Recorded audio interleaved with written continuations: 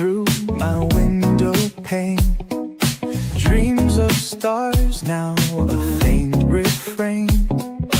Coffee brews and thoughts collide in this early morning ride.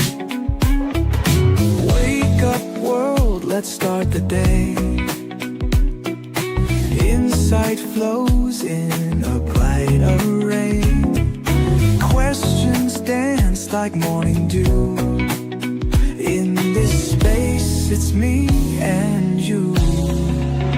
Coffee chats with Melissa. Every cup is a whisper. Conversations open doors. Spilling thoughts forevermore. Ideas bubble crisp and bright. Words take flight in morning light. Consult the heart, make it sing. New perspectives on each wing.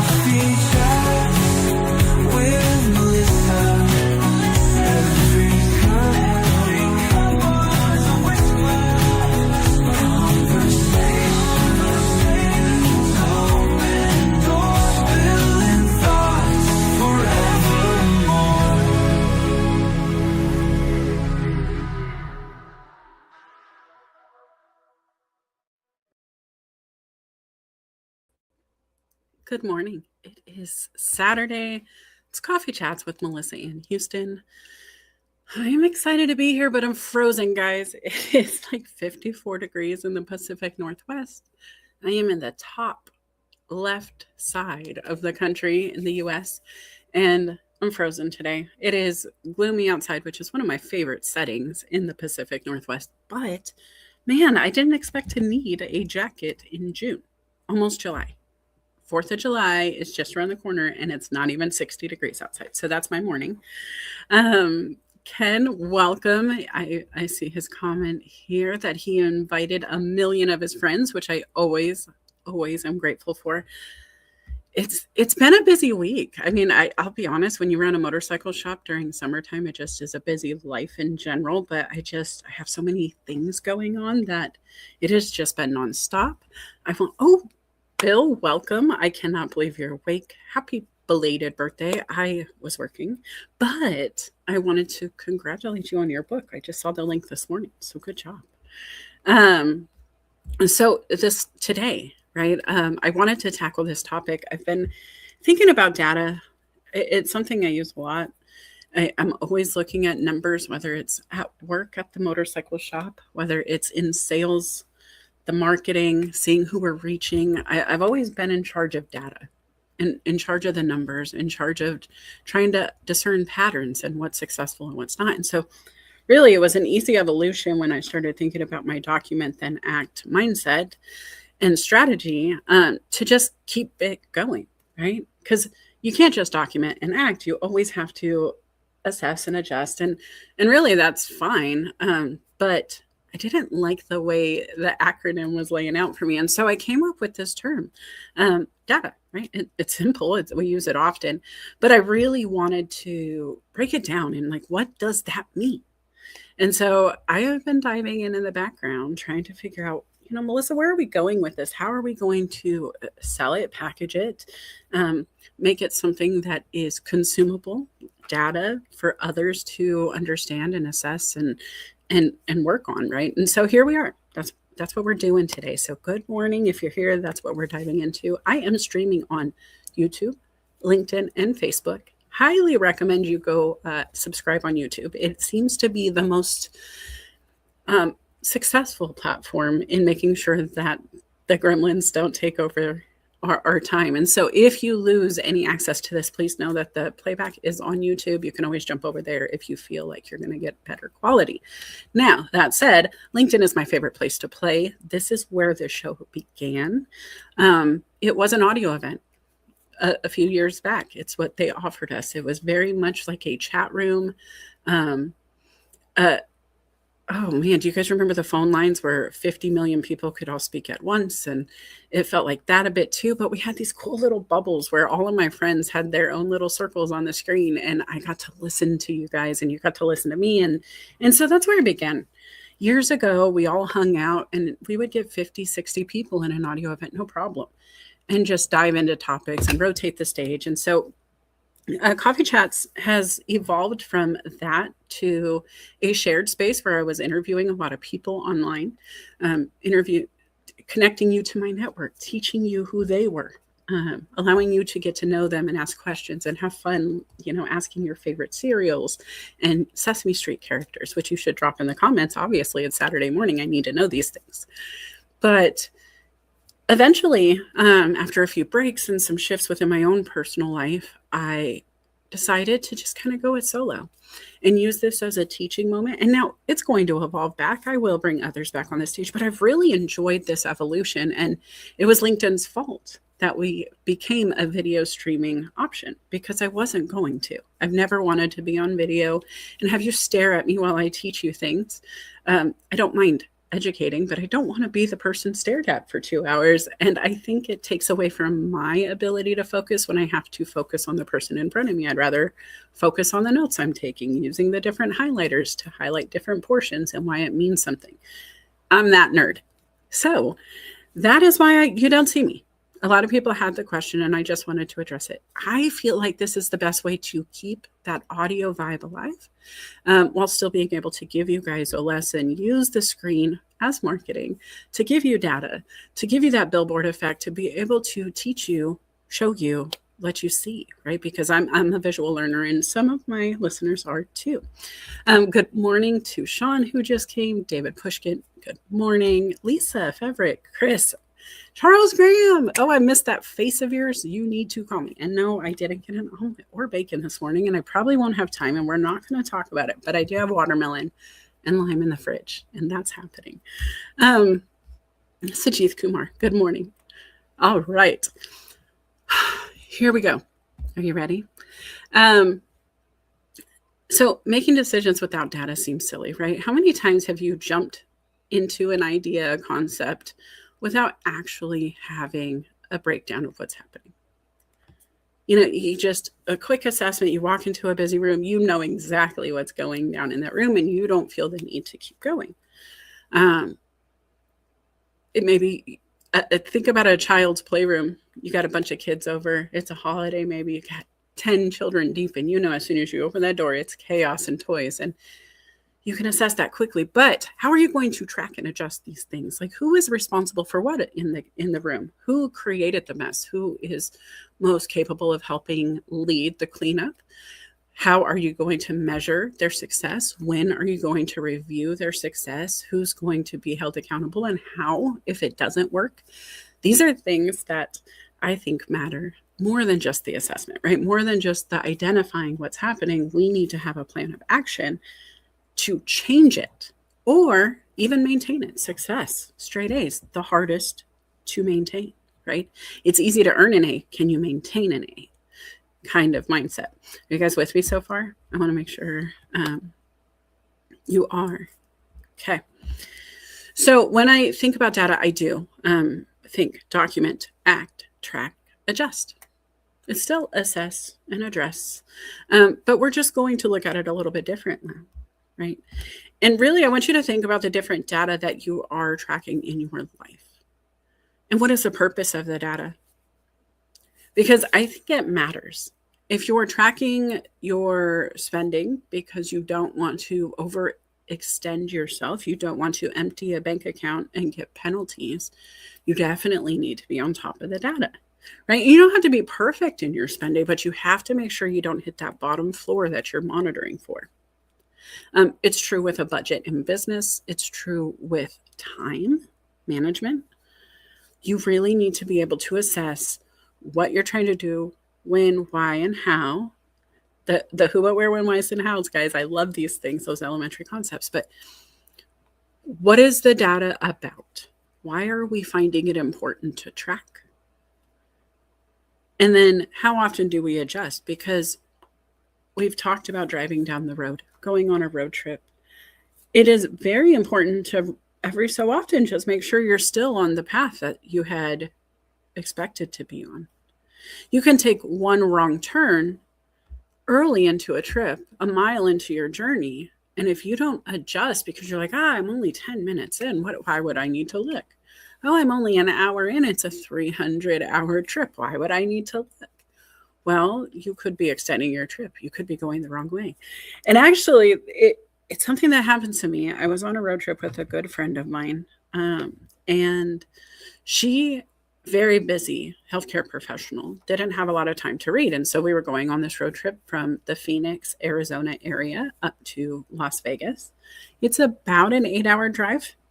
She was going to drive. I was going to read the book. I was the co-pilot. I was on the map. Those were my two jobs. You read the map, you read the book. Well, we were so enthralled in the book when it came time to read the map and she said, should I go right or left? I looked quickly, but I wasn't certain. I mean, I thought I knew, but did I take that extra step to confirm? No, because I was reading. We were at a light. We had a right or left to make. There was somebody behind us. I moved quickly. Come to find out, we definitely needed to make the right, not the left, because we ended up in California, not Nevada. And it was a funny story when she pulls into this very dark, closed down gas station with just a couple of flickering lights at the pump that's still on and 2 police officers sitting in the parking lot. And she rolls up and just says, how do we get to Vegas? And it was so funny to hear. We weren't far. And it was a common mistake. But that extra step, that extra time of just assessing the data to say, you know what? I'm not sure. Can you pull over for 2 seconds so I can gather where we are? I was enthralled. I was in the book. I was reading a book. I couldn't read the map and do both. And you heard me reading it. So let's just take a pause. These are things that sometimes we don't ask for. Sometimes we're so busy trying to get it out that we don't slow down, that we just kind of push through. Does that make sense?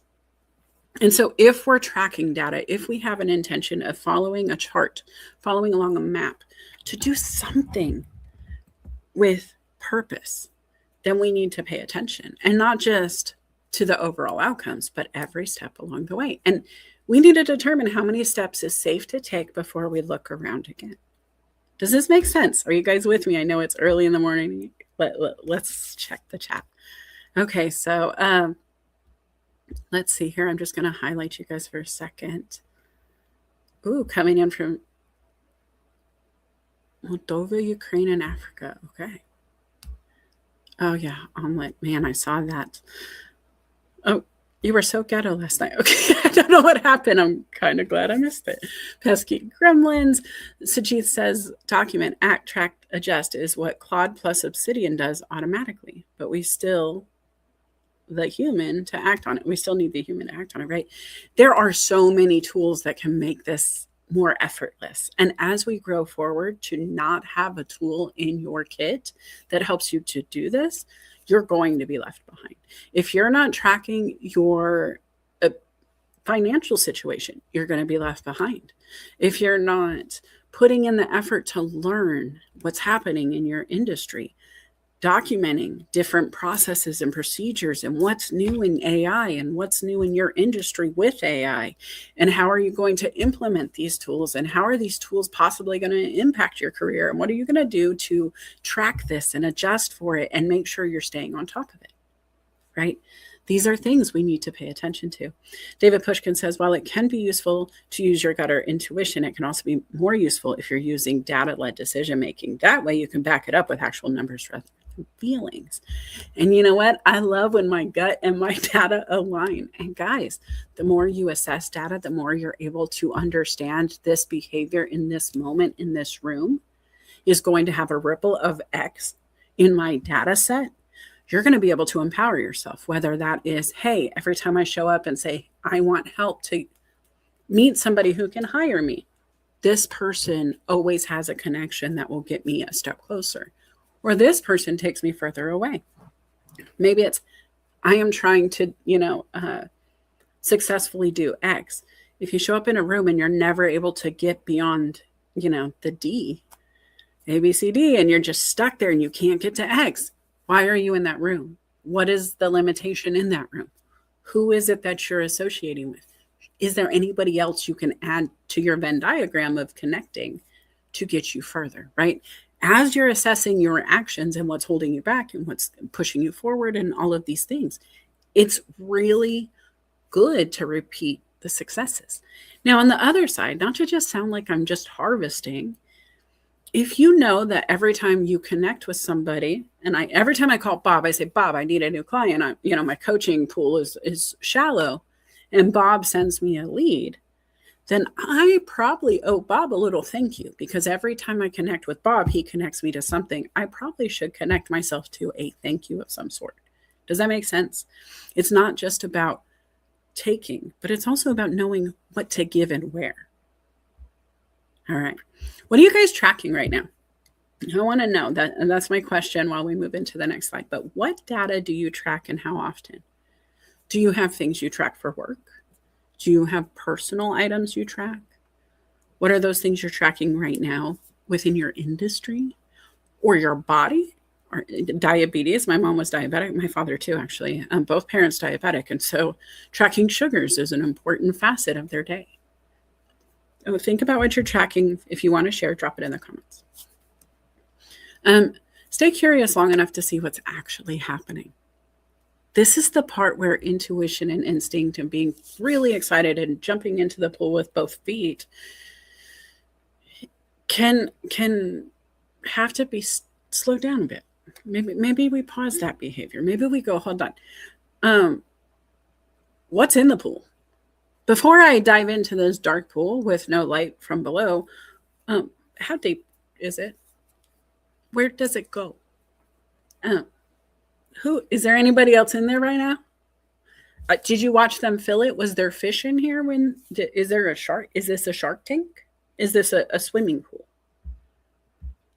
Piranhas, have you heard of them? Electric eels. They weren't so cool in Little Mermaid. They were the mean ones. These are questions that I would ask before jumping into a dark set of water.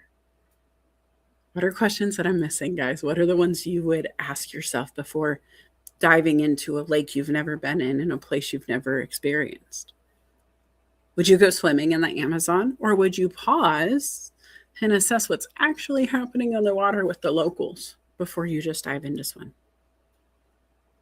I think often in business, we don't stay curious long enough to see what's happening within an industry. We just get to work. We don't ask the right questions before we get started, and often we find ourselves lacking because we didn't prepare. So what is it that you assess? What do you document? What do you track? What do you do before you ever take a step, before you ever act on that idea, that concept? What are your non-negotiables to slow yourself down and assess what the next step should be? And then what happens if it doesn't work? What happens if you want your gold star, you do the action, and you don't get it?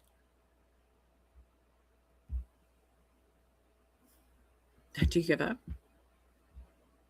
Is it no longer fun because maybe it wasn't an actual passion, but just something that was fleeting and you didn't know it was until you realized I don't have enough curiosity to keep going if it didn't work immediately? Christine says, I track my food every time. I also track my to-dos and next steps, whether that would be work or personal. I love that. Sajith Kumar says, tracking skills gaps, focusing on top 3 skills and trying to make it better. I absolutely adore that. When somebody asks you what you're good at, are you able to tell them? If you were asked by your employer, your colleague, your client, or prospect, what 3 things you would say you stand for, what are they? And we've had this conversation on the show before, right? Who are you if you had to summarize it in 3 words? Melissa is coaching, consulting, and connecting. If I had to have 3 that Venn diagram for me, that's it. Because right in the center is who I am. I'm going to do all of it. Most often, I have to do all of it to be successful in any of it. It's just how I've structured my success story, right? And how do you maintain that momentum if you're not passionate about it, if you're not curious about it, if you're not willing to keep going? I think of the inventors of our time and beyond, right?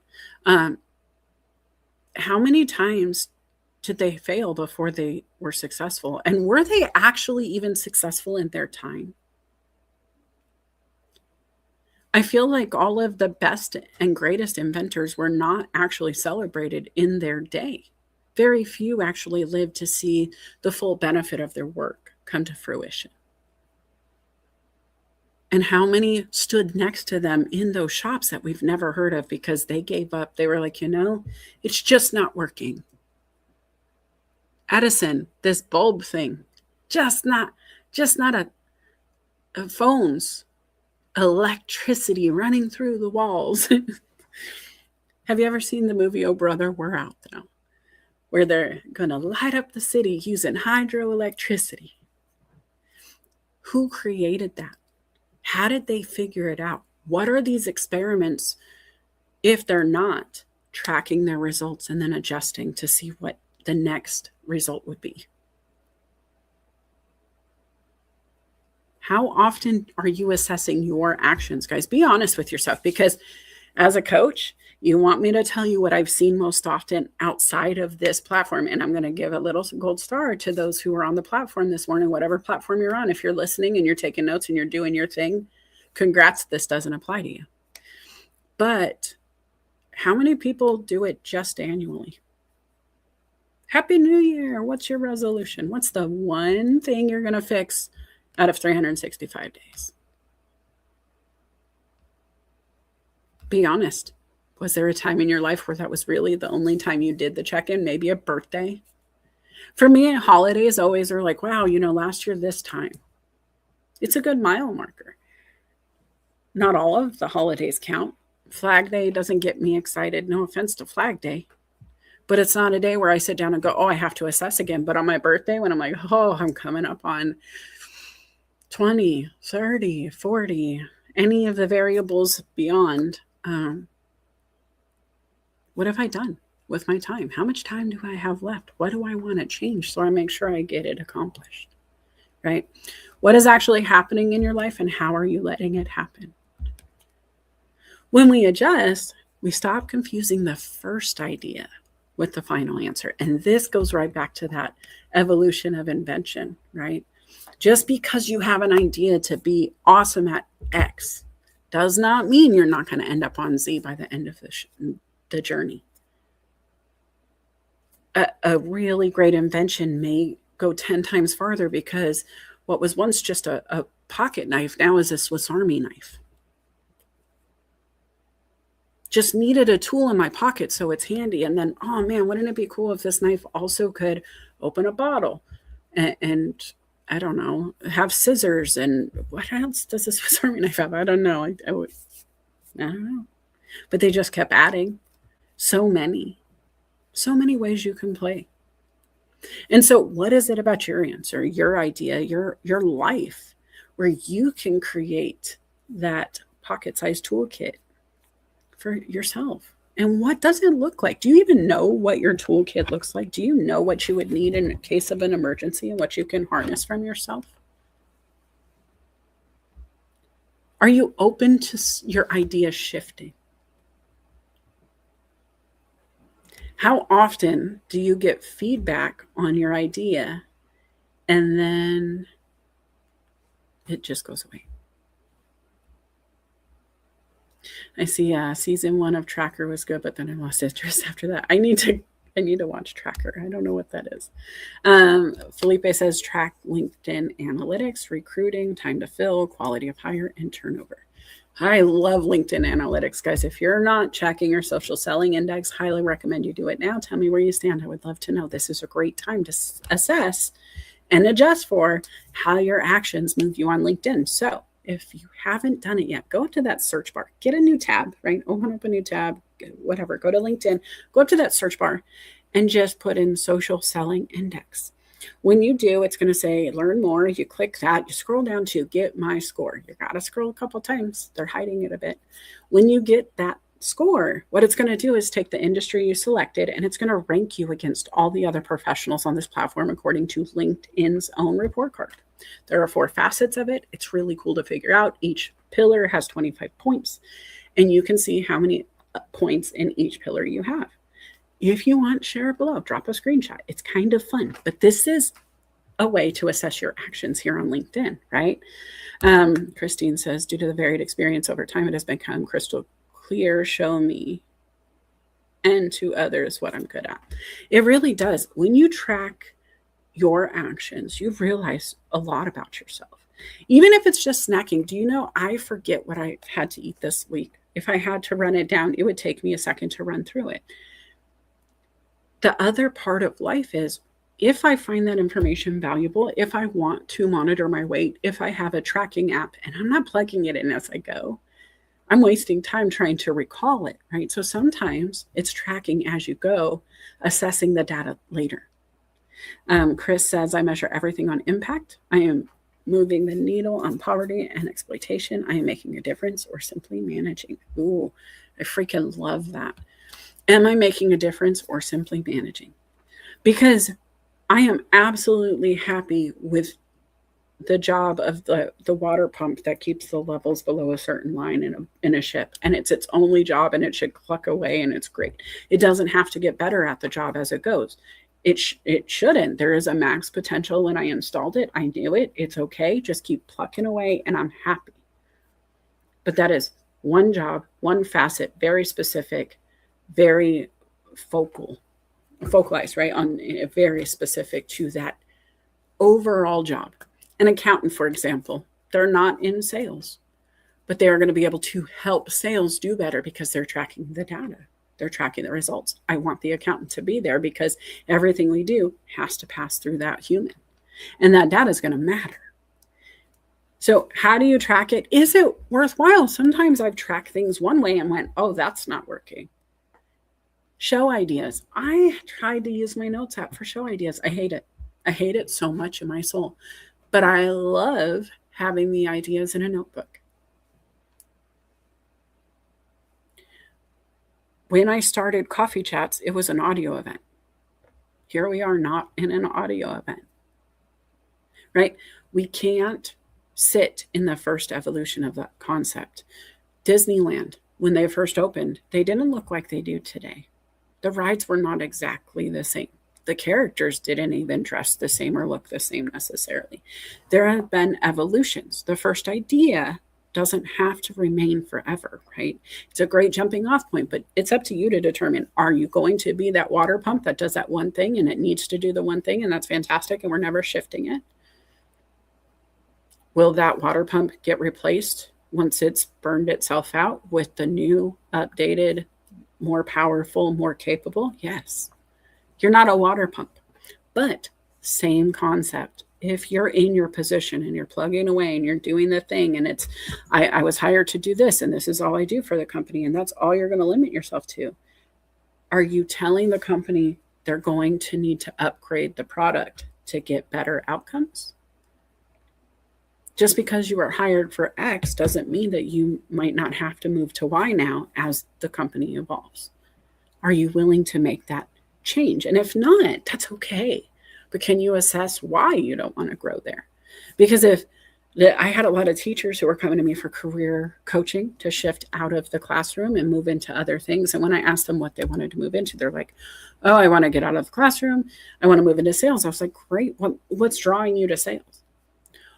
Well, I'm just so sick of being yelled at in the classroom all the time.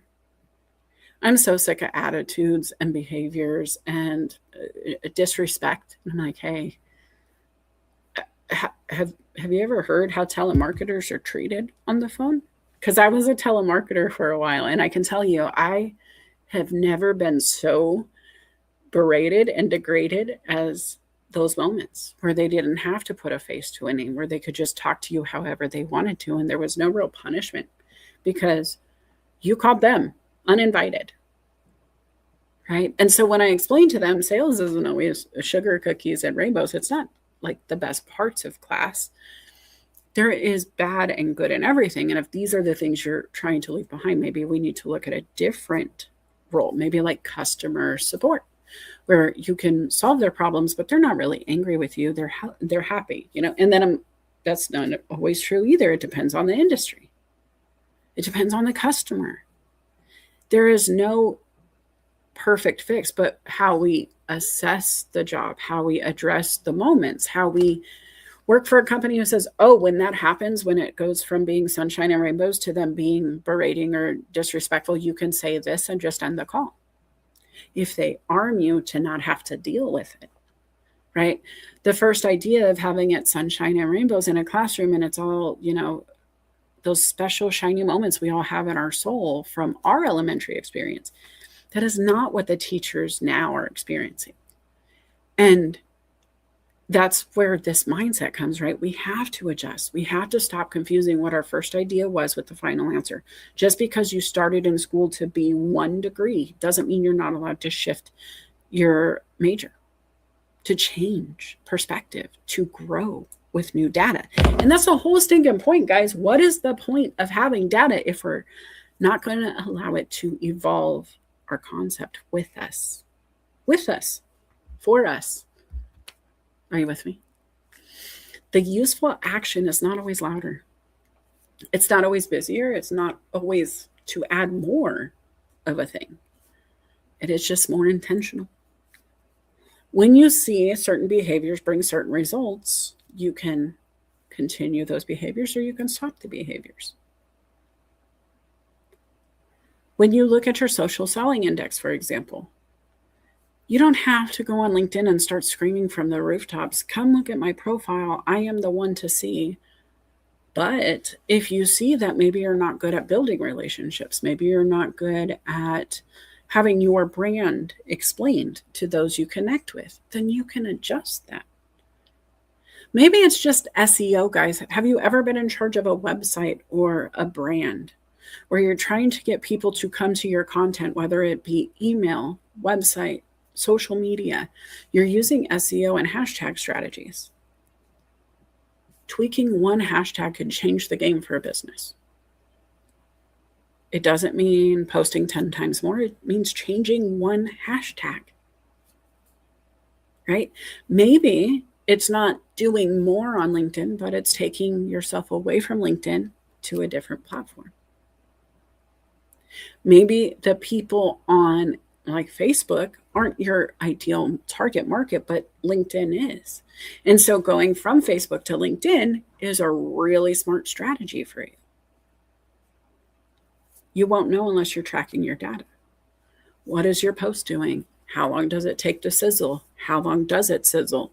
How long until it starts to wane? Every platform has a different lifespan. Every platform has a different algorithm. Every platform has a slightly different focus group. And so, depending on what you're serving, depending on what your outcomes are that you're hoping for, you need to adjust. Even video, guys, how many different platforms do you watch shorts, reels, or content of that sort on? For me, I know I watch it on YouTube, Facebook, Instagram, LinkedIn. Certainly, for sure, 4 different platforms that will serve me short form content that I want to consume. If I know that's true for me, wouldn't it be wise for me to focus on those 4 as my primary target? Now, TikTok, you guys are probably saying, why didn't she say TikTok? TikTok is nothing but, well, that's true. I don't live there. It's not where I take in most of my data. Could I? Probably. But I am intentionally not, because I get distracted there. I realize when I go to TikTok, I expend more energy than I receive. And it's not a bad thing. It's a fun platform to be on. However, the way I've used it thus far has not been beneficial to me. It did not bring any value in my business. And that is what I'm doing here on the platforms, right? I'm trying to grow my business. I'm trying to share my mindset. I'm trying to share my tips and tricks so you can use them to grow your life and business and whatever you're working on. So when I'm intentional with where I show up, it helps you guys be more intentional too, right? You know where I am. You can show up at that time on those platforms that I'm streaming to.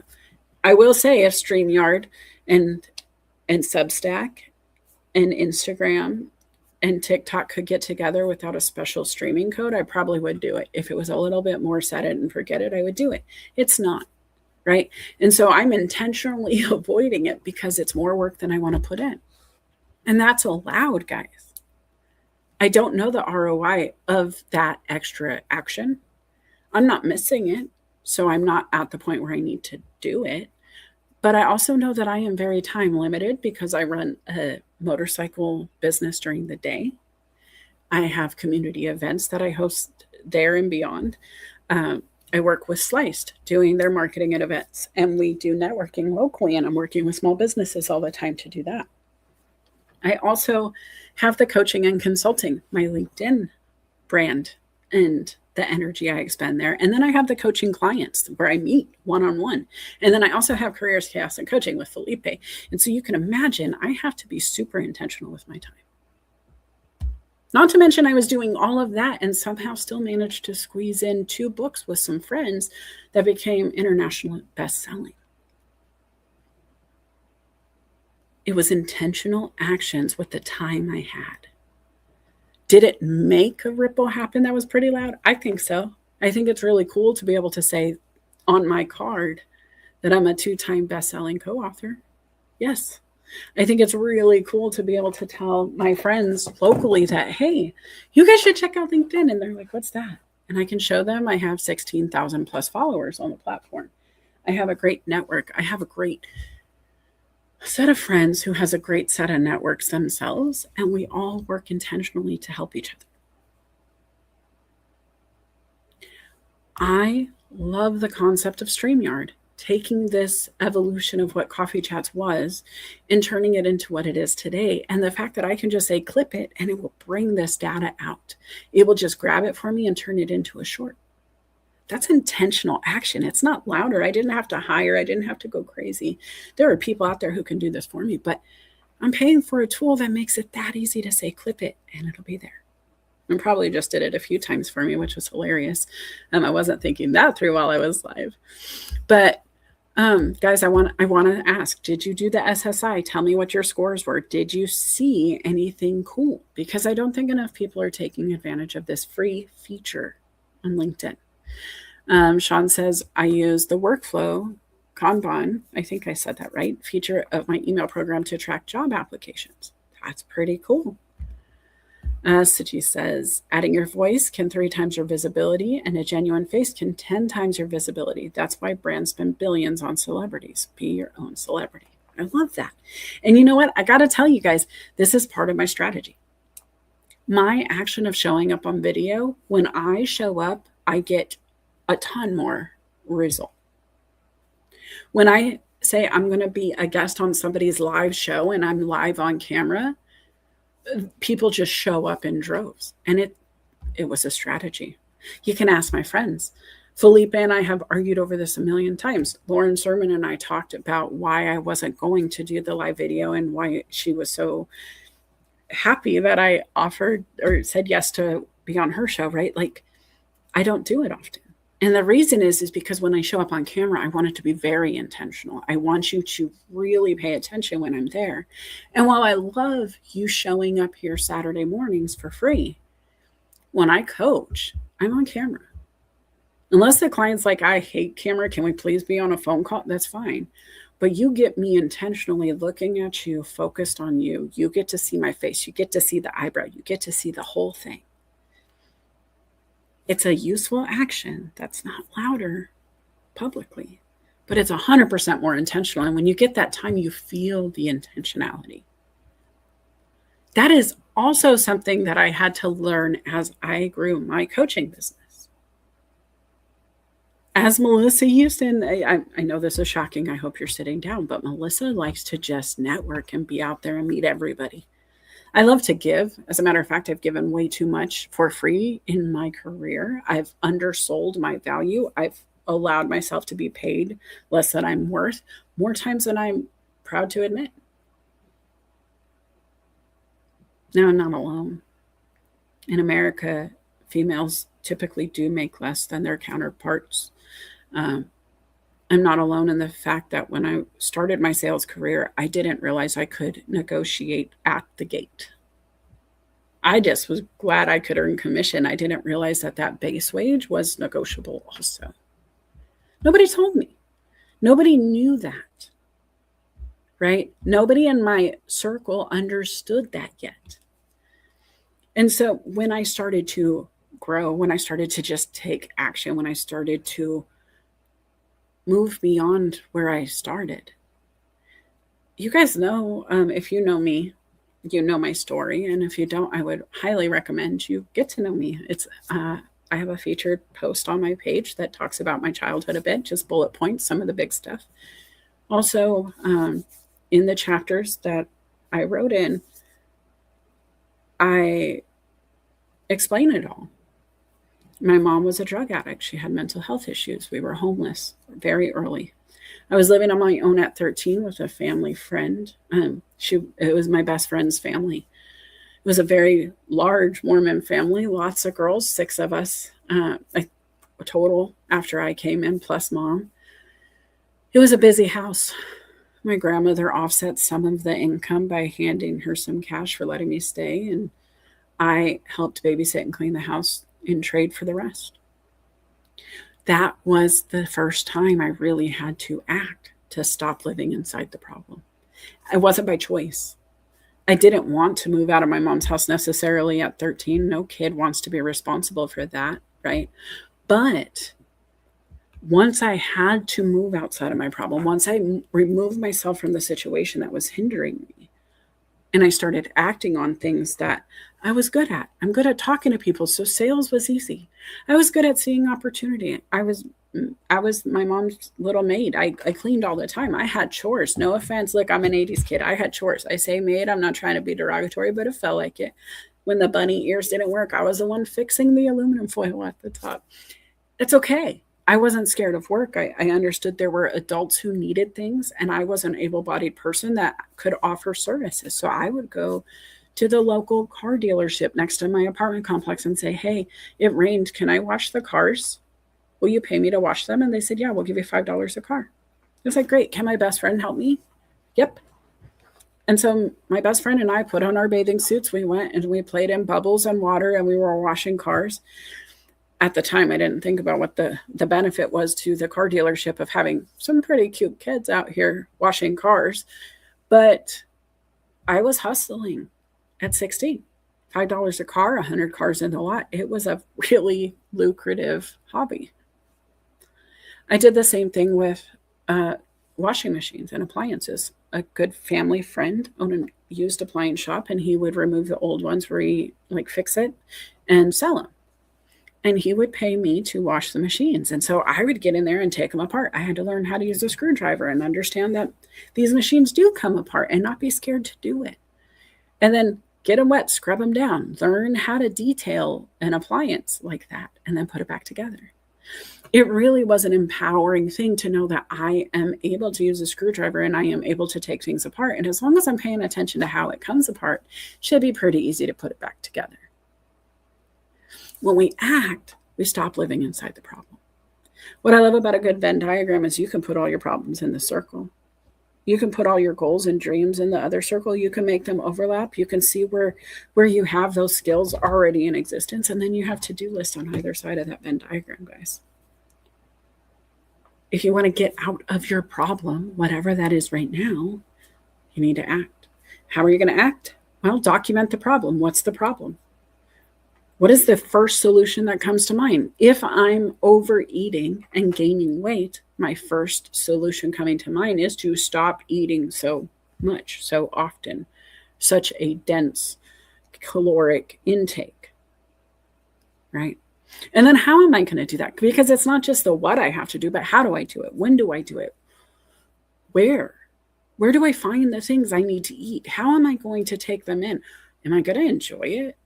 How in the heck am I going to want to eat a salad instead of a burger? Well, have a cheeseburger salad. Ditch the bun and just cut up your burger and make a salad out of it. It's the same. I don't like pickles, though, so don't put any pickles on mine. When we track, we stop pretending memory is enough. And this is what really got me. When I stopped paying attention to my calorie intake, I started gaining. I don't know if you guys remember this. Maybe you don't. Maybe we're just meeting each other. But I was once almost 300 pounds. And for me, I'm short. I'm about 5'4" on a good day. 5'3" is probably closer to the truth. Not really certain. I try to measure myself in every gas station, but everyone has a different answer. Truth is, though, I'm a short person. And so being heavy in any way, it really shows quickly. But I also, when I'm fit, I'm very much an hourglass, Marilyn Monroe style body type. We could wear the same outfits. And so it's very distinct difference in my closet fitment, in the way my body moves, in what I can do with my hip pain, because I also have arthritis. The heavier I get, the harder it is to move around. And so when I stopped tracking what I was eating, when I wasn't paying attention to, did I eat my calories in the morning or at night? When am I eating my biggest meals? All of those things I used to pay attention to, I don't. I can quickly gain 10 pounds without thinking about it because I love food. I love cheese. I love cream cheese. I very rarely will say no to a pastry if it has cream cheese on it. It's probably my favorite. And I have a lot of friends who like to just stop by and go, hey, you hungry? I brought pizza from Costco. Or, hey, you hungry? I brought you Chick-fil-A. I'm grateful for all of these things. But if I'm not tracking what I'm eating, if I'm allowing others to help me feed myself without any kind of boundaries or implementation set on myself or their behaviors, I'm in trouble. When I try to remember how many calories I had for breakfast, lunch, or dinner off the top of my head, I'm in trouble. Same with spending. You ever go on a day trip with your family and you're like, oh, we have a few stores to hit. The kids need shoes. We got to hit Costco. We're going to have to go over to this place because they need a jacket. And by the end, you're like, how much did we spend today? And you look, you're like, whoa, I don't remember spending that. Have you ever said that? What about the, hey, I'll call you tomorrow's? Ever miss returning that call? The email? You miss paying a note, a bill. Any of that ever happen? I had to call and ask for grace from the courthouse. Guys, here we go. Melissa almost became a criminal. I was summoned to jury duty and I had not remembered that I was supposed to be in jury duty. And so when they sent me a letter reminding me, I had to call and ask for grace because I could not afford to leave my environment at work. I have people on vacation. It's a very busy time. So I had to call them and say, hey, please don't put a warrant out for my arrest for not coming to jury duty. I need help. I need grace. I didn't write this down. I didn't track it. I'm in trouble. My memory wasn't good enough. It wasn't sufficient because I have a lot going on. We've talked about this. And so being able to have your mindset remember some things is great, but don't put those big important things off without having a backup. Glad to tell you in October I will be summoned again for jury duty and all is well. But really, the fact that I let it slip, that it did slip by me, was scary for me. As somebody who did criminal background checks, I don't even want a blip of an accidental, I didn't do what the court asked me to do. Because if I ever want to return to the industry, I would have to explain myself. And that's something we kind of joke about inside the industry. How do you let a warrant happen? How do you not know you have to go to court? Well, I didn't. I wasn't the criminal, which made it a little bit easier to forget. However, there were consequences tied to that behavior they were expecting of me, right? And so when you think about that stuff, what are we going to receive consequences for because we haven't written it down? We haven't remembered. Want to come back to the comments here. Chris says his score is 63. That's a really good score. Sajith says you have a better score than me. Come on, Sajith, tell us, where are you? Show your cards. Sean says his score is 54. I am going to actually take a quick pause here, and I'm going to pull up mine because I feel like it's super rude to ask you guys for yours and not have me give you mine as well. And so I'm pulling it up now. But tell me, guys, where are you? Where are you today? What are you up to while you're listening? While I'm diving through this, getting my score, I would just love to know, because we're about an hour into the show. If you're new here, I appreciate you showing up. This is Coffee Chats with Melissa Ann Houston. We're streaming on Facebook, where are we? On LinkedIn and YouTube. And we're talking data, document, act, track, adjust. And what do you do with the data once you have it, and all of this fun stuff. But also social selling index. The reason I wanted to cover this topic is because this is the data that LinkedIn is tracking to tell you how you're doing on their platform. If this was their classroom, this is their report card. They are your teacher telling you what you could work on. And so for me, my social selling index score, let me tell you exactly, I am in the sales professionals in operations consulting.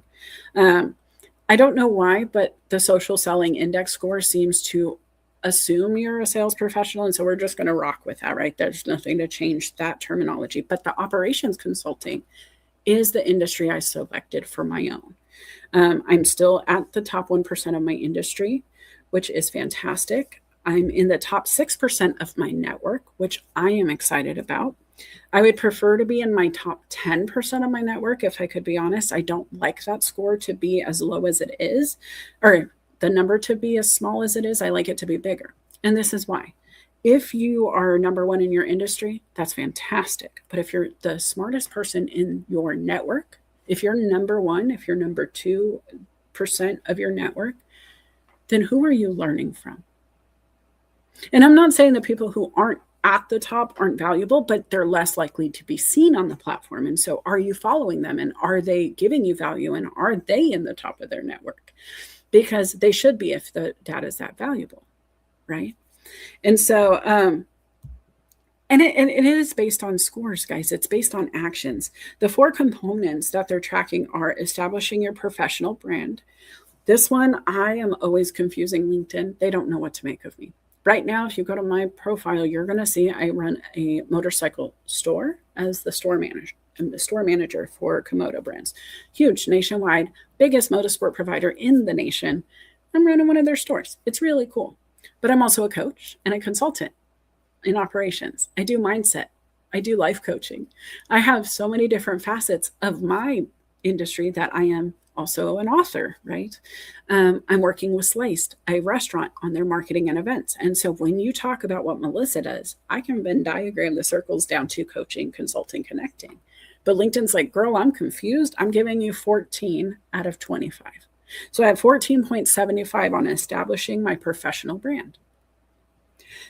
For finding the right people, which is outbound searching, connecting with people within your industry or your target market. They have an algorithm for this. This is really important if you're in sales. This is really important if you're in the marketing and you're trying to draw specific attention to a brand for a specific purpose. If you have a very niche industry where you're working with like influencers, it would matter.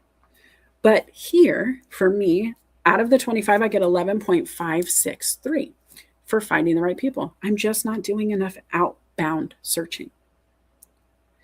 I'm not using the tools they give me quite as often as I could. I'm not in the navigator, the sales recruiter. I'm not using the extra tools that are there. And I know that's part of the score. Engaging with insights. This is your comment, guys. This is where you put all of your attention outside of your own profile. And I have a 13 out of 25.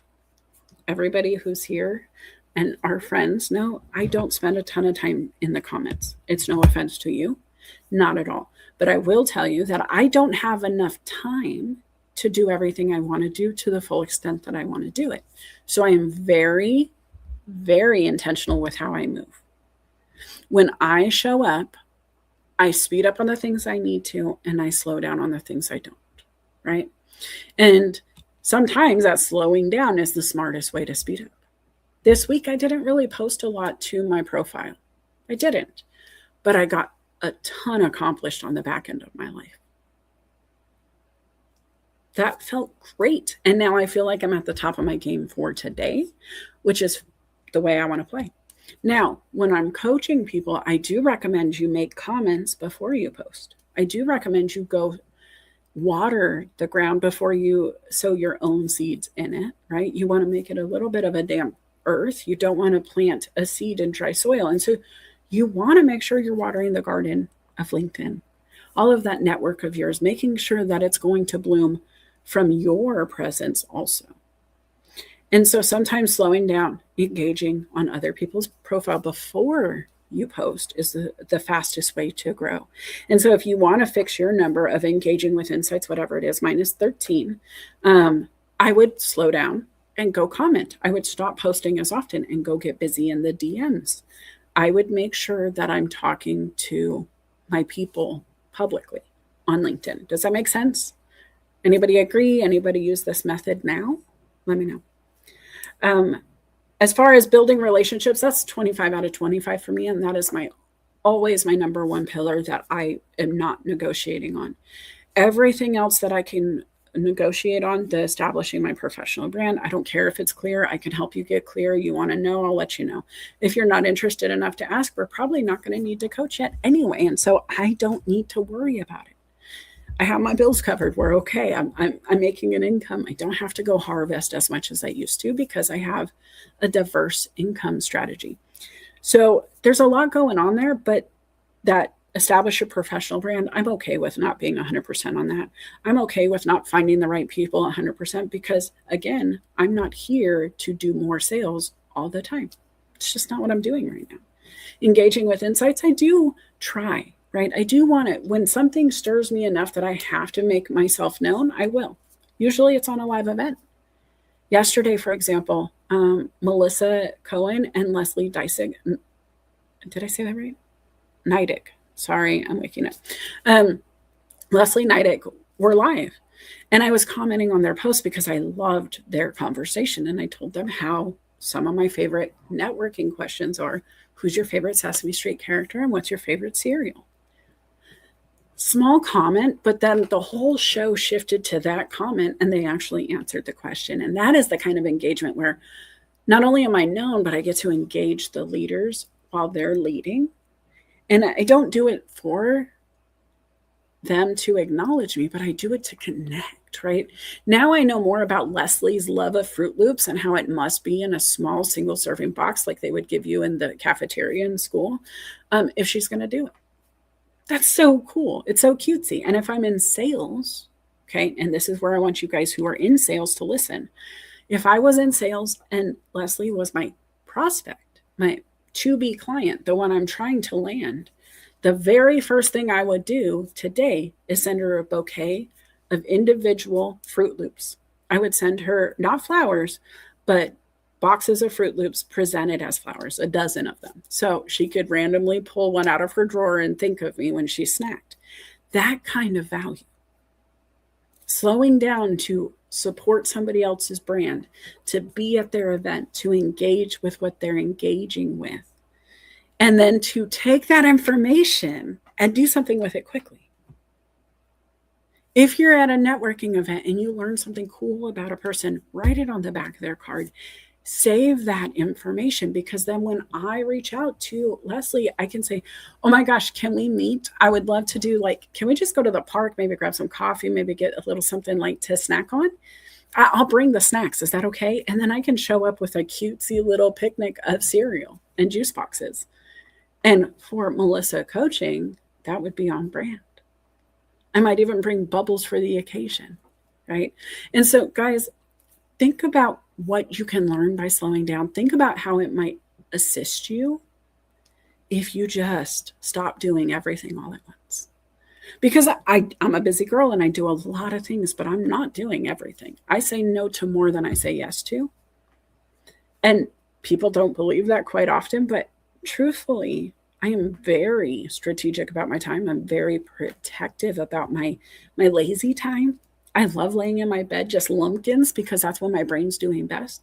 I love to take long showers, because if I plan for a long shower and I can actually think, I have brilliant ideas that happen in there. It's like this special magical space, that bathroom. And I'm not the only one who feels that way. Different ways it's used, but people go in there and they have alone time and they really get to self-reflect, self-care, slow down. And then their brain speeds up and it's like, hey, by the way, I've been meaning to talk to you. Here's all the things that I've been working on. What is it you could slow down on to make it better? Even slowing down to learn Claude and how that tool can help you speed up your job applications, your email organization. I had a real estate agent who came in to the last networking event and explained how he uses it all the times for comps on his properties and any historical data about the property and any kind of lawsuits or work or whatever he needs. He can just use AI to go find it. And then he comes back and he double checks the data. Of course, he's not going to just take it as is, but it's saving him hours because he's responding to the emails that it already said, these are your priority emails, respond to these first, while it's sorting the data that he's also supposed to be doing. And he's multitasking without actually multitasking. He actually slowed down. And so he can do more by doing less. It's silly, right? Silly, silly, silly. I just want to look at this here. Okay, so Christine says my SSI score is quite humbling. Industry rank is 3. Industry network rank is 18. Sajid, that's a great spot to be. I think top 5 is really my goal at all times. If I'm 1%, I feel great about it. I feel more comfortable taking time away when I can see that what I do is so surgically helpful and useful for my brand that I can get to the top. But that top 5%, you're still there. LinkedIn is showing value. They are pushing you forward because you're the top of the top on a global platform, guys. Think about percentage-wise what that means on this global platform. I just love this data, right? Because it helps so much. Chris says, I'm 1% in my industry and 8 in my network. Love that. This is fascinating. 4 components of your score, 19 for establish your personal brand, 7.75 for find the right people, 11.2 for engage, and 25 for build relationships. Good morning to Jay. Christine says 57, but I'm at least 17% of my connections. Listen, and that's the thing, guys. You don't have to be the thought leader at all times. If you're not here to lead thoughts, maybe you're not the one hosting all the events. Maybe you're the one attending events and you're feeding yourself. It's okay not to be number one on the stage if you didn't want to be on the stage. If you're in the audience and you're still following this kind of strategic movement where you're getting this score up, where they're seeing you as somebody who's making value on this platform. Again, maybe your score is not as cool as some of the others in the room, and cool is a relative term. But think about what it means on the global scale. Think about being able to articulate in an interview, yes, I am top 1% of operations consultants on LinkedIn. What does that mean in the percentage? What is 1% of the platform? Where do I rank out of a billion users? When you think about it that way, the score changes, it evolves. It means way more because you don't need to be number one of all things at all times. But is it moving you towards your goal? That data, that document, act, track, adjust, right? Let me see. Felipe says top 2 for me are build relationships at 25 and professional brand at 21. I need to work on the other 2. But you know what, Felipe, the fact that your professional brand is 21 is why I think, and relationships, don't get me wrong, they're so important. But that combination is what I think creates a top voice on LinkedIn, because they clearly know he is a voice of HR. There is no question there. I am not a voice of HR. I am not clear enough for them to go, what is she a voice of except operations, right? So that is my pillar. That is where I am. But you have to Venn diagram it a little uniquely to see it. Whereas Felipe is very clear. He is coaching and consulting HR stuffs, right? And that gave him that very clear, concise profile for LinkedIn to push because they understood the assignment. They understood what he's doing. And they're like, cool, this is the guy who's got it figured out based on our report card, the 2 pillars that we really care about. He's doing it. So let's elevate him for doing so. Does that make sense, guys? The kid who's really good at math is always the one the teacher would bring up to the board to say, hey, show them how you would do this problem. Sean says, I need to improve my engage with insights. Christine says, I posted a video last weekend and my profile view skyrocketed and I was solicited for a role. Love that. And then Sean says, Am I find the right people score? So I'm glad you guys are diving in because that data, I check in once a week on it. I don't do it daily. I don't care. I don't have enough time to watch the numbers. Data is not something I have to watch at all times unless I'm watching a pressure valve and my job is to keep the engine happy, right? Otherwise, you track it as you need it. But then the other part of it is before we decide the actions we have to take or check, we have to figure out the connections. It matters. What are those steps going to do for our goal? How is it connected to the outcomes we're trying to bring? There's a ripple, right? We always talk about it. And if I do 10 push-ups today and 20 squats tomorrow and keep doubling those things and adding a new workout every day with a new set of reps, I know it's going to connect me to a healthier body. I know it's going to connect me to more toned muscle. I know it's going to connect me to a discipline, strength, resistance, all of that stuff. Is that a goal that I have? And of course, we should all want health, right? So that's a simple yes, typically. But what are those actions you're taking now? And what are they connected to?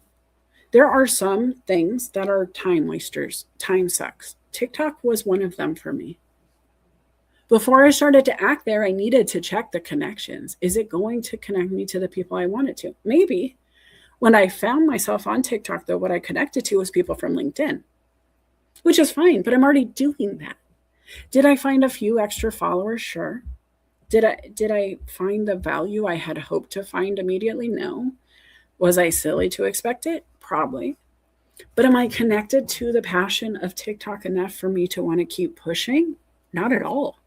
And that's no offense to TikTok. I'm not upset at anybody who loves it.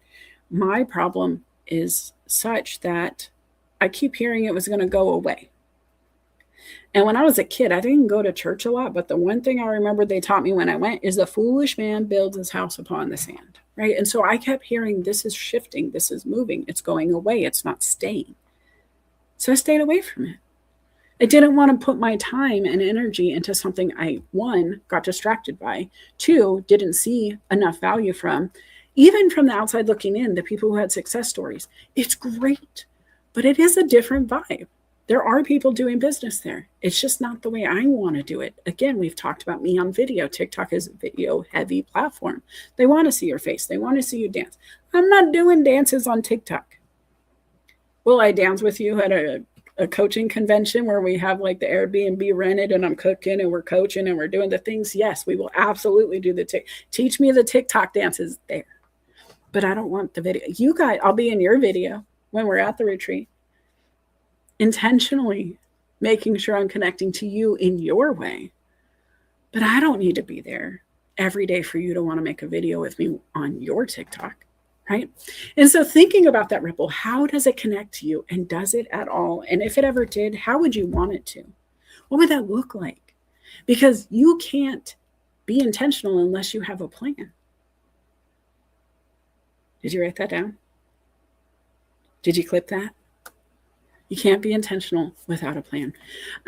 Whenever Sajith Kumar says, whenever I attend your or Felipe's session, I don't need to be part of the session, but can leverage your network to gain more visibility.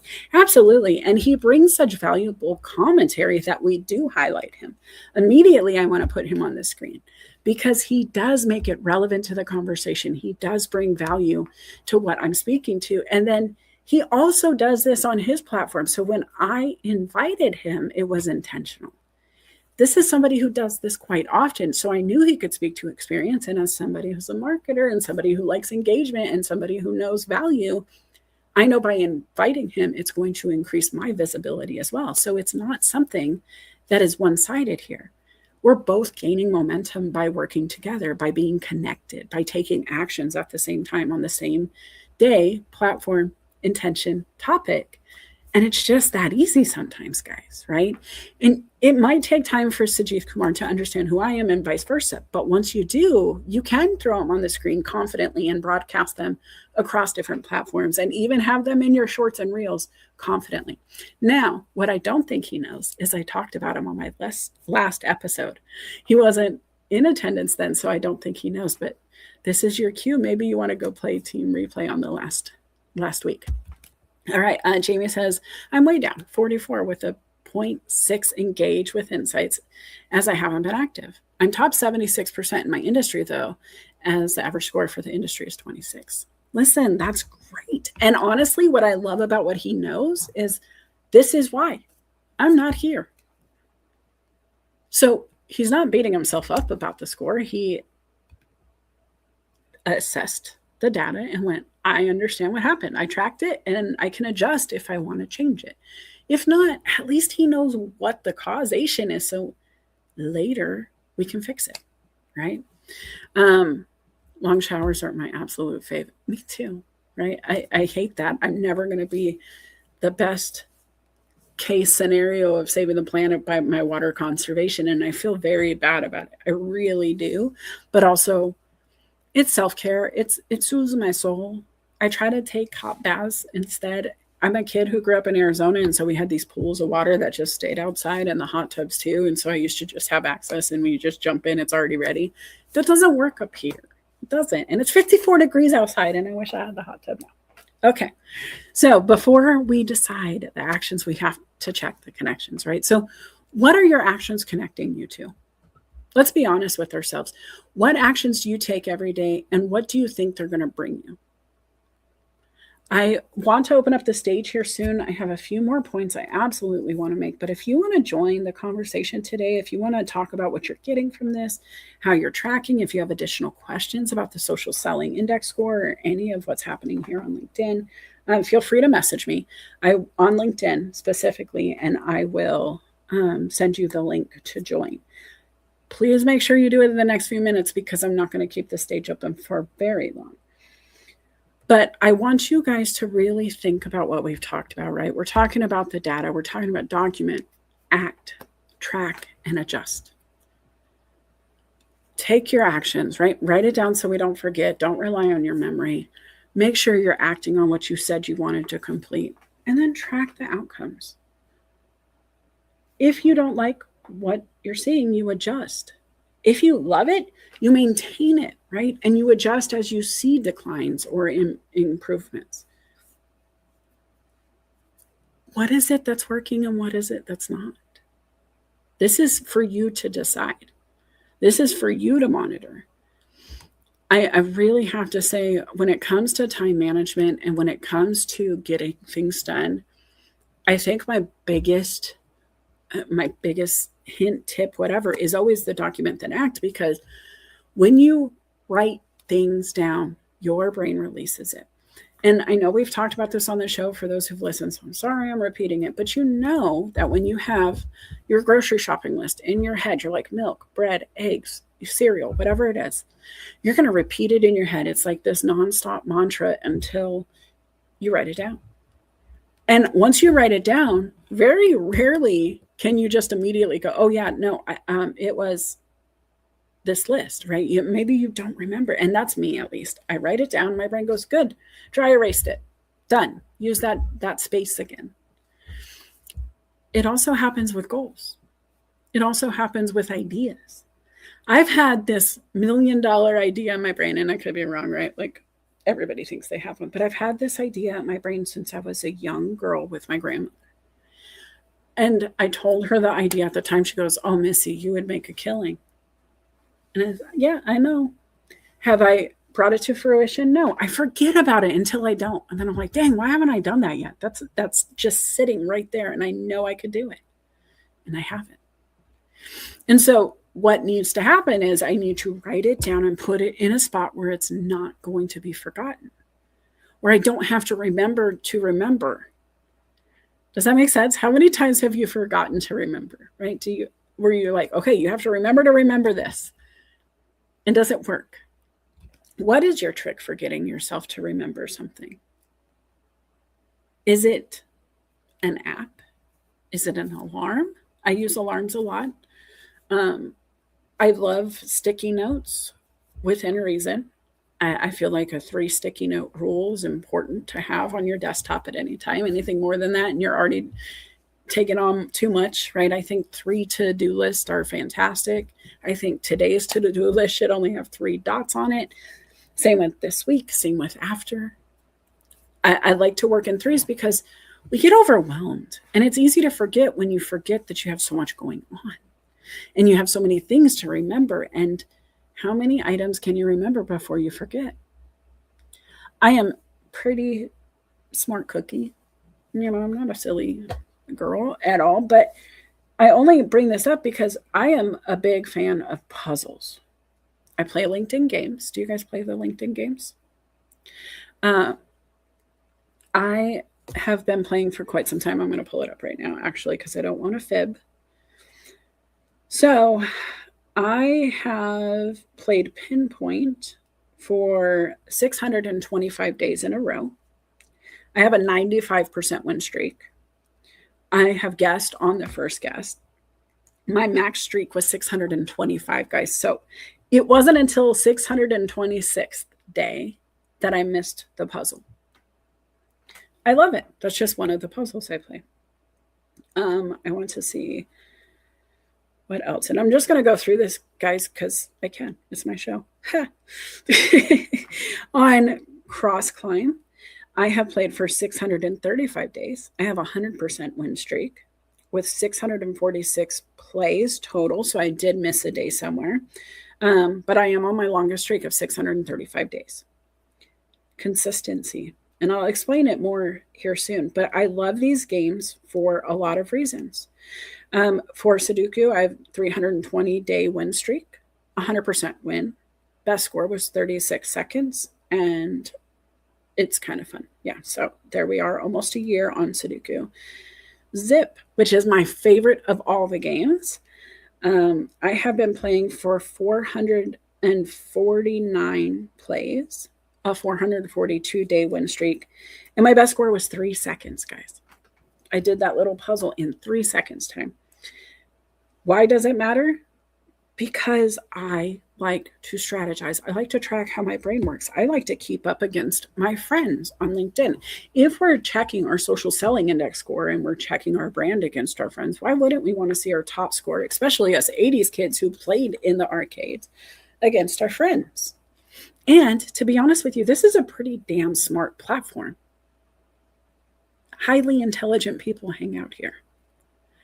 LinkedIn is one of the best and brightest platforms I think have ever existed on the planet, like ever, because the opportunities that are here, the ability to take and create a show like this, the ability to use your voice and get a top voice badge, the ability to create a newsletter, to be able to share your mindset, to be able to play games with your friends and be no more than 3 connections away from anybody on this platform.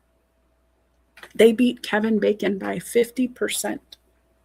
They cut down the connection time by half. That's pretty darn good. As far as Patches is a new box game. Kind of didn't love it at first. I'm going to be honest. It took a minute to grow on me. I've been playing for 101 plays, 99% win streak with a best score of 8 seconds. Kind of cool. And then Wend is the newest of all the games I'm playing. I'm on a 19-day win streak. 21 seconds, my best score. Now, what I love about this is it shows you where you rank every day.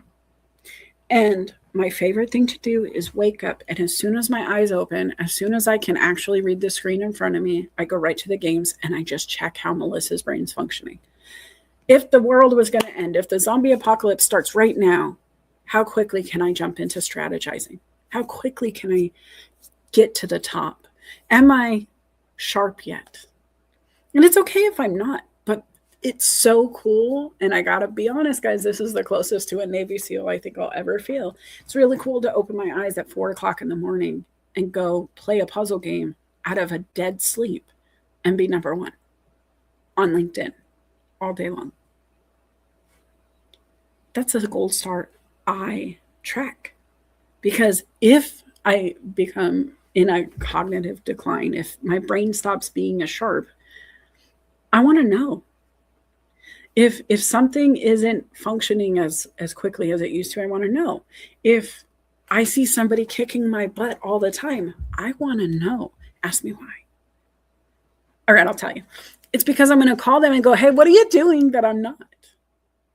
And actually, I have reached out in the DMs to these top performers saying, hey, I saw you kicked my butt at Zip. How do you do it? And the guy said, oh, just keep practicing. Oh, just don't think about it. Just do it. And it's so funny when somebody's good at something, they're like, oh, just do it, right? It's motivational, but at the same time, can you tell me, right? And so what I realized I do, and I'll give you my tip for Zip, because I wanted to have an answer if somebody came to me. My tip is to quickly just take in the positions. Don't move until you take a quick snapshot with your eyeballs of 1 through whatever the top number is. Usually it's 10 or 12. And just see where they're positioned. Because once you kind of remember where it is, you can quickly, in your short-term memory, store that. You can run your finger faster. And so I don't even put my finger on the screen until I see what the screen is laid out as. Same with Sudoku. I like to see, what do I know for sure is an easy first place? And when you learn to strategize, when you learn to pause and track and adjust, these things start to come naturally, guys. And that's why I bring up the games. It's not for my own gold star, though it is. It is a little bit. I like to brag a little bit. Go beat my score. But it is also because it's a tool I use to track and adjust myself. To see how my memory is doing, to play games, to encourage that strategy to remain a skill that I'm utilizing. Your body is going to do what you train it to do. If I woke up and did 25 push-ups, I would have fantastic arms in no time. I do mental push-ups. It's a different game. Same concept. I'm still building a muscle. It's just a different muscle I'm working with intention, right? I know what I'm trying to get out of this. I know why I do it. And it also is really nice for marketing. If you do it early, everybody who plays will get to see your face bubble over and over. And if they play games and you play games, will we all do this LinkedIn Live in person when we get together and I say, hey, you want to go play a board game in the corner? I know who's going to say yes. I know how to get an easy yes to that playground. All right, I'm checking my DMs on LinkedIn. If you want to join the stage, come on over. Also, I think this is a great time to remind you, tomorrow is Careers, Chaos, and Coaching. Are you guys going to make sure to attend that? Because Felipe and I are coming to have another conversation with you guys. We are going to be talking about change happens, right? Progress being a choice. We're going to talk about leadership, guys. We got a lot going on. So go check out his profile. Go click attend right now. I'm going to go check at the end of the show and see who has done it and who hasn't. Because it's not enough to remember we're going to be live tomorrow. All right. So with that said, document, act, track, adjust the data that is our lives. What are you using it for? What are you trying to grow? Who is it that you're connected to? What is the ripple of that connection and why? What is it that you have going on right now that you're trying to share, grow, right? I want to know, how can we help? What did the show bring to you that maybe is something you're going to implement right away? Guys, I'm coming over to, I have some people wanting to come on stage. I'm coming over to send the message here soon. Give me a second. I'm multitasking. But I would love to know what you're getting from the show today. I would love to know what you're tracking, how we can help, what you've learned about tracking. What is the best way for you? What tools are you using to make life better, to slow down, to speed up? Do you have any of that? I would love to talk more about that social selling index score. Before I bring everybody up, guys, I just want to remind you, Melissa Houston, cultivator of dreams, motivator of human capital. I help people like you with life coaching, business consulting, operations, really streamlining your processes, time management, learning how to document so you can act. If you want to learn more about what I do, please go to my website, documentthenact.com. You can figure out a little bit more about me, read some of the testimonials that are there, but also just fill out the form. If you want to chat, you could do that. Go to LinkedIn and just DM me and say, I want to chat. You could do that too. Also, if you're not subscribed to my YouTube channel, please go do that now. I'm trying to get there. I think I was at 45 subscribers last I saw. I want to get to 500. I want to be able to really make YouTube a pillar of my brand. That is an intention I am working on. And so if you can just go over there, share it, tell your friends, I would appreciate it. All right. So let me see here in the comments. All right, so I have sent invites to those who have asked for it, and we are good to go. Okay, guys, coming back to data really quick, I want you to make sure that you are giving yourself grace.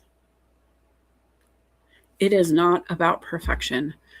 When you go back and look at your data, when you go back and identify these growth spaces, I don't want you to be mad at yourself for not doing it as successfully as you thought you should have. Because when you were younger and just learning to ride a bike, it wasn't perfect, but it was damn fun, right? It wasn't about being the fastest rider who ever lived on a bicycle. It was about not having to walk around anymore. The perfection came with time. You got to do cool tricks and wheelies and take off the training wheels. And maybe you even got to be as cool as I was, where I could ride hands-free and do like octopus arms dancing on my bike while I was going, 25 miles an hour down the street. That was not my first experience. As a matter of fact, I barely kept the bike upright the first time I ever rode it. But by the end, I was hands-free, doing what I wanted. I could lean and make the bike move with me. I had tracked the way it felt below me when I would shift my weight one way and then the other. When I sat upright versus leaning in. When I went uphill versus downhill. The really cool part of a bicycle analogy is, in my experience, and tell me if you've ever done this, but it's harder to control the bike as you climb up. And I say this because when I was pedaling, that's when the bike shifted the most. When I right foot down, left foot down, right foot down, left foot down, the bike would lean with me, right? The more side action I got while I was pushing those pedals down, the harder I was moving the bike. But it meant that I wasn't controlling my handlebars very successfully without hands on, right? I had to be in control. I had to push the power. I had to be churning all the time to get up that hill. That's okay. But it wasn't the perfection of being able to glide down the hill, to just cruise, to work the handlebars my way. Or not. Downhill, I could go hands-free in a way that I couldn't uphill. And others are like, oh, isn't that dangerous? Abso-stinking-lutely. I didn't say it's not dangerous. None of the things we really want to do come with zero risk. But what risk is worth it? What task can you repeat over and over and still give yourself that grace to keep going while you stumble? Is it aligning you with your purpose? Is that work, that effort, that instability, that huffing and puffing you have to do on the uphill worth the effort if you get to glide down the other side? Hi, Yvette. Okay, I just see her here. She says, hey, Melissa, just stopped in for a second. Gabe is asleep, waiting for him to get up so we can head to the beach. They are on this fantastic journey. I got a quick snippet this morning, but I love Yvette and I love Gabe. Met Gabe first. He and I were talking about his journey on LinkedIn when we met, and it evolved into some coaching on dating. And thank goodness he listened, because it led him to this beautiful woman, and he opened up his life to something so cool. And it was totally worth the risk. And now they are so cutesy all over the internet. You should follow them too. I appreciate the messages. I just got somebody telling me they appreciate the show today. Thank you so much for that. I appreciate you being here. I show up to this platform, guys, to give some insight to what I go through. I got to tell you, I have failed far more times than I've succeeded. I have heard the word no way more times than I ever heard the word yes. Like I said, I used to be a telemarketer. But I will also tell you that one of my first jobs as a kid was selling newspapers door to door. So I got no slammed in my face first. It was much easier to hear no on the phone. It was much easier to have an auto dialer that didn't even make me do the work. I just sat there, and when I heard the beep, I just went. I had a script. I didn't even have to think about it. After you say it so many times, you can just repeat it. And then what was fun is, once I got the script down, I used my voice for inflection. I added my own personality. I didn't want to be publisher's headquarters calling you. I wanted to be Melissa calling from publisher's headquarters. How are you today? Right? When you think of things differently, it works. I would have never wanted to be a telemarketer, and now it's one of my fondest memories of work. It's a job that I got to sit, do what I do best, which is talk to humans, offer them magazine subscriptions. I knew that the magazine subscriptions would feed the publishing marketing. The more subscribers, the more we can charge to advertise within the business, within the pages. And so I knew I was helping a business grow, and I knew there was a huge ripple here, but I also knew that I got to color while I was sitting on the phone. I got to bring arts and crafts to work every day, and I could do whatever I wanted at my desk because my boss saw my numbers. I had been there for 3 months, and I outsold everybody who was there for the year. My cousin was the other top seller. We both got to go on an all-expense-paid cruise. We were both working for the same business.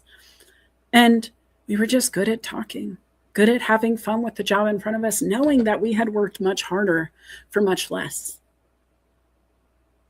It wasn't perfect.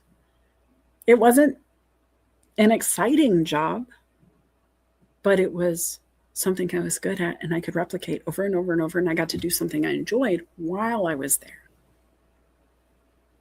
It wasn't perfect, but man, was it good. And so what is good in your life right now that maybe you could just maintain, you could keep it? It's a low-hanging fruit. It's something that's there already.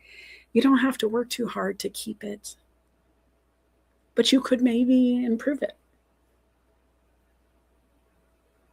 What is the thing that you could swap out for something more intentional? I am swapping TikTok time I could be spending over there like the rest of the world, into StreamYard time so I can broadcast. I could easily spend 2 hours on a Saturday morning scrolling TikTok before I do the rest of my day. Instead, I'm hoping to fill your cup, right? Little coffee chat style. I'm hoping my message, my skills, my knowledge share is going to elevate you in some way. I just want to have my ripple. I want my purpose to be to grow others, whether it's their mindset, their dreams, their businesses. All of that's negotiable, right? All of that is something I can help with. That is easy enough. I have done it in every facet of my career, from being a staffing and recruiting professional certified in my craft, helping HR people hire more efficiently, more securely, making sure that risk and compliance was monitored and background screening, and making sure you're not using data you shouldn't. All of these nuances across, all the states, all the counties, all the jurisdictions, and there's so many variables. Those little nuanced things that I was in control of helped me to identify nuanced things to control. How those small little periods in a data set can change the entire report layout. How, if you're not careful and you're functioning in HTML coding, you're in a lot of trouble very quickly when you're editing reports. And that's how I started in an industry. And I realized, man, this is the worst way to play. Isn't there a button we could do that would just clear the inputted data without us editing the code itself? Can't we just say this is clear and have it delete the center section automatically? And you know what? They went, of course we could. Why? Yeah, that's silly. We didn't think of that. So I went from having to use a tabletop or a laptop, a desktop computer, to being able to work from my tablet, because I just said, hey, why can't we? Guys, just because it's functional doesn't mean it's perfect, right? And just because it's not perfect doesn't mean it needs to be perfected. But why aren't we making sure we're moving with purpose? Christine, welcome to the stage. What's coming up for you? Oh, can you hear me? Absolutely. Okay, I have my tea kettle going off in the background. Sorry. So what you just said, I was going to say something else, but what you just said about why can't we? I work in a place now that has, it seems to have, and it's showing me that it has like psychological safety. So if I bring up things that could be improved or things that aren't working, they act on it. Like they removed my boss and they changed the structure of the company and they are changing the incentive plan. I mean, I am shocked, really. I don't even know. It's insane. But I think it's also how I positioned everything, and I had data, and I had like issue, example, business impact, recommendation. I made a real business case for a lot of different things. And I do think it's a great place to work in general, but there were some things that had to be adjusted. But more on the subject of the whole thing that we're discussing, what I do is I start my day, and I don't always remember, but I have an ADHD notebook that tries to like make me list like 3 things that I'm grateful for, so that I start off with the right mindset. And then at the end of the day, I take stock, like every night, like, was I patient, kind? Was I selfish? Do I owe somebody an apology? Was I of service? Was I a good employee, spouse, friend, mom? Did I grow? How did I grow? And how can I be better tomorrow? And this notebook has really changed my life. It's really been great to track all of that stuff. And even how I contribute at work, I think I've made enormous contributions in a very short amount of time. And that is just the culmination of all my experiences, because it's not my first rodeo and I've been around the block a billion times. But I just wish I wasn't such a late bloomer. I definitely was a late bloomer. I had my kids late, got my house late, whatever, like I just didn't get my act together. And I'm kind of open that I'm in recovery. So it's, a lot of it had to do with that.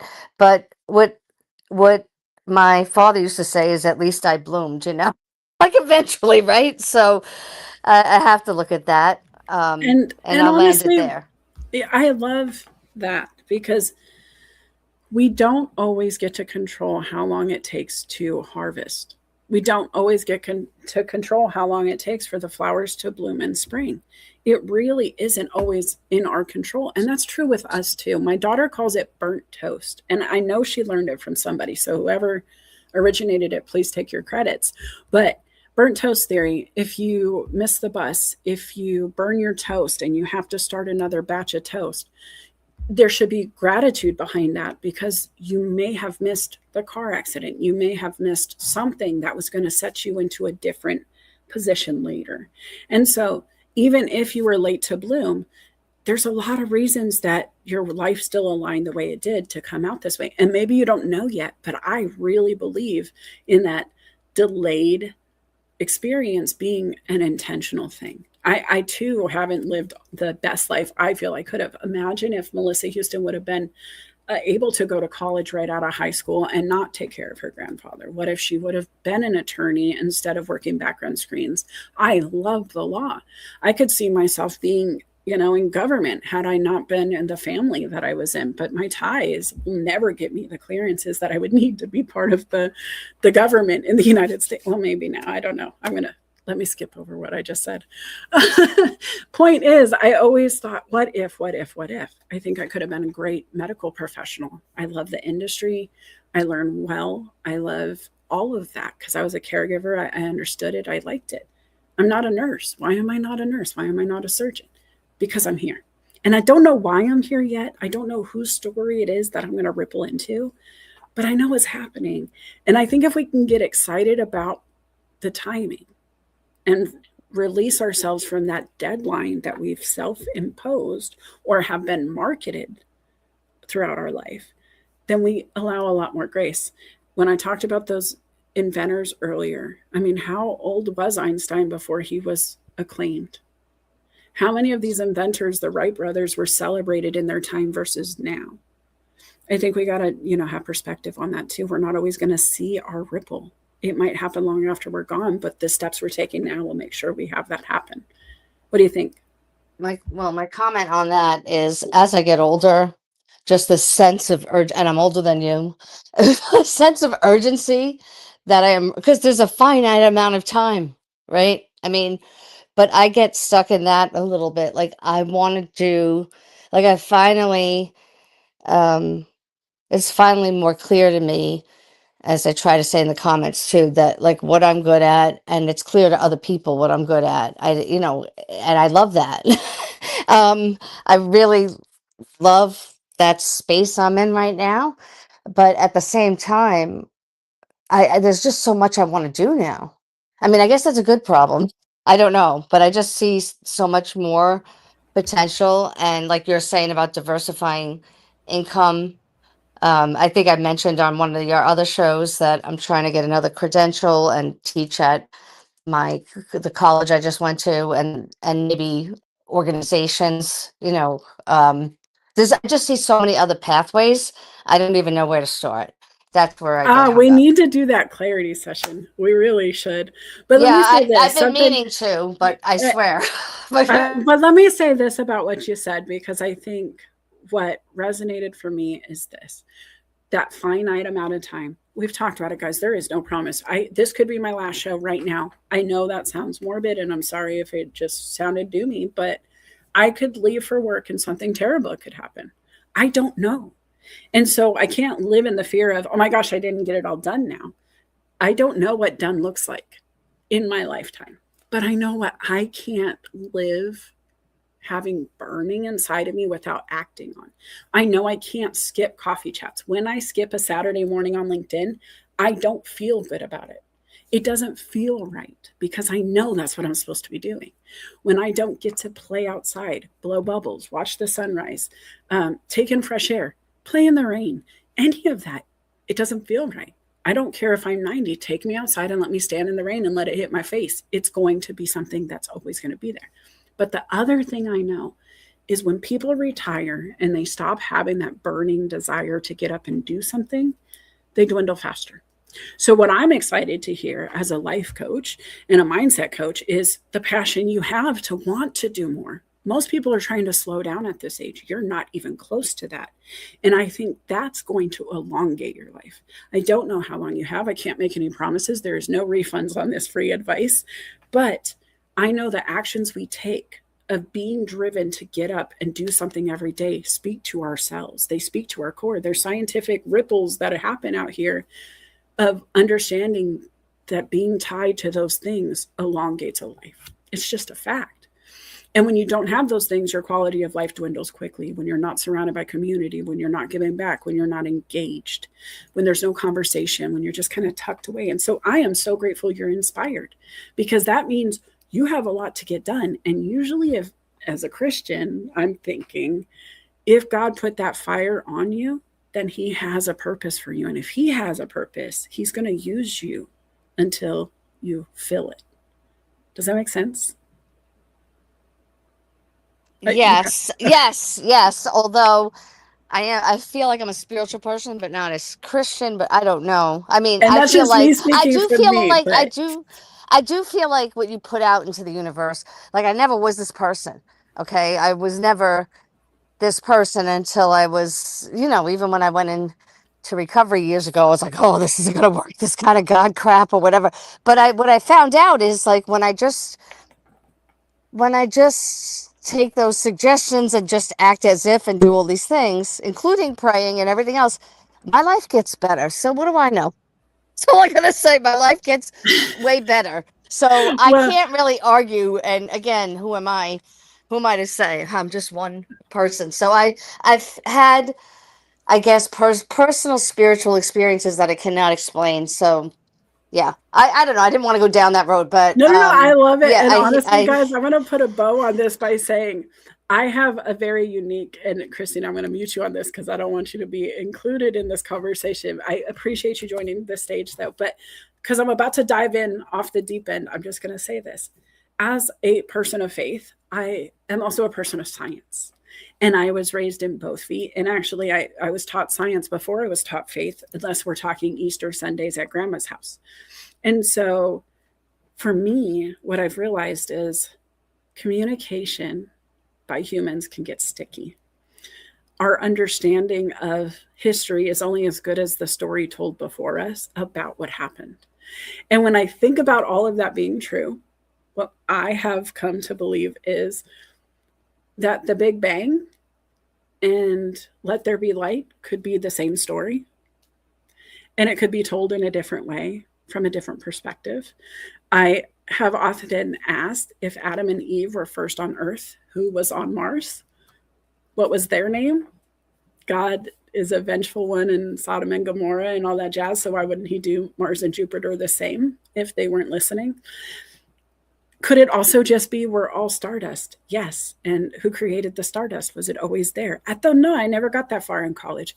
But you know what's cool is if you're interested in learning, you can.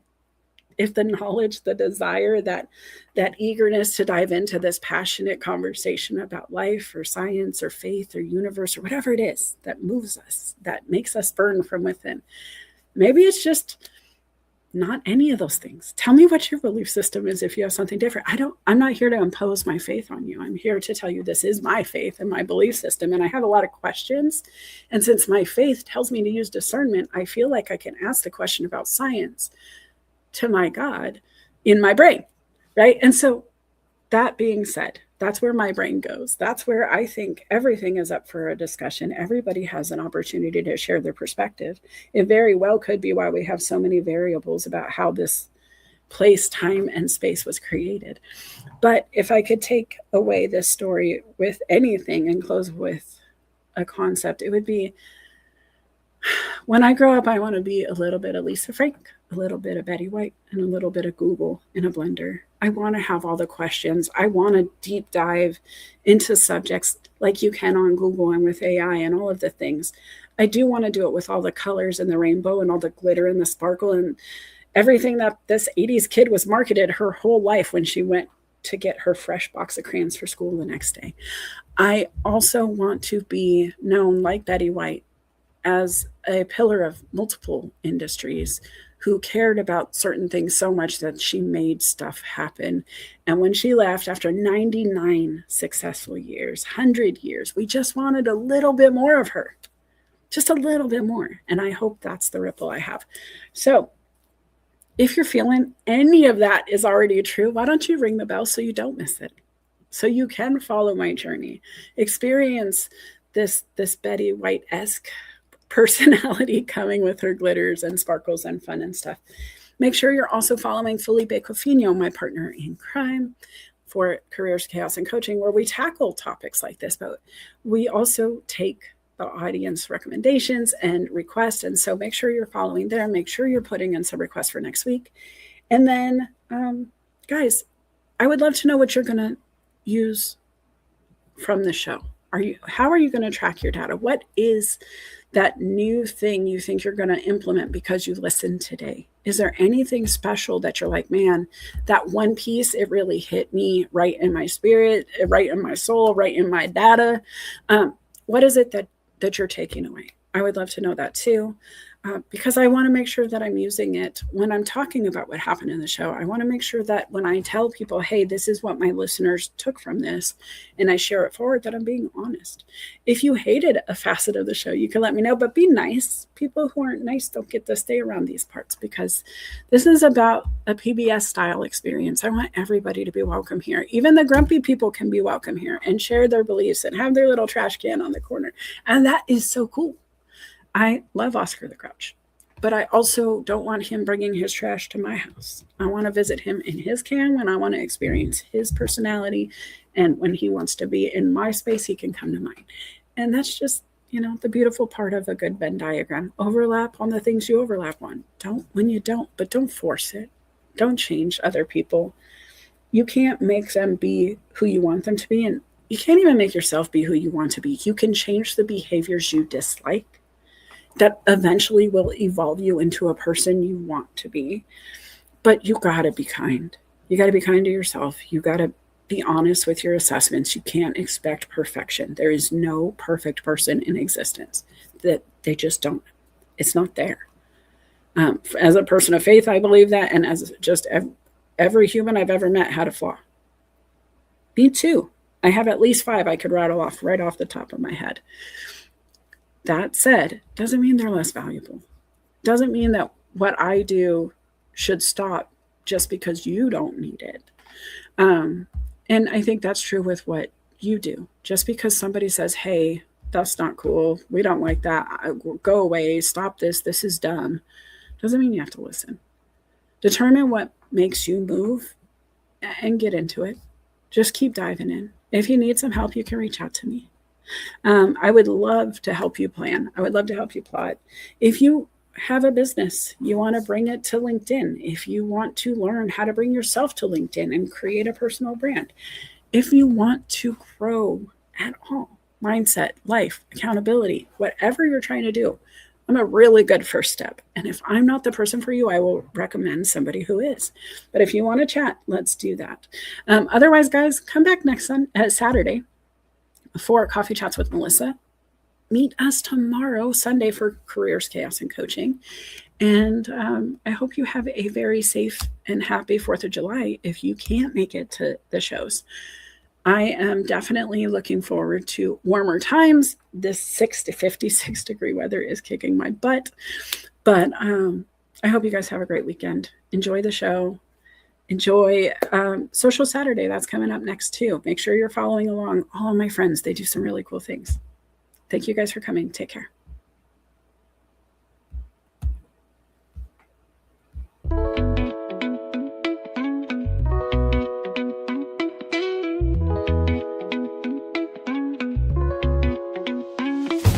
Sunlight creeps through my window pane.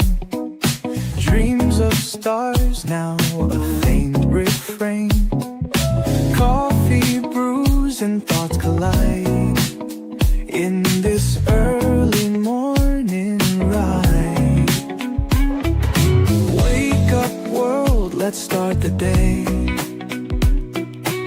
Insight flows in a bright array. Questions dance like morning dew. it's me and you. Coffee chats with Melissa. Every cup is a whisper. Conversations open door. Spilling thoughts forevermore. Ideas bubble crisp and bright. Words take flight in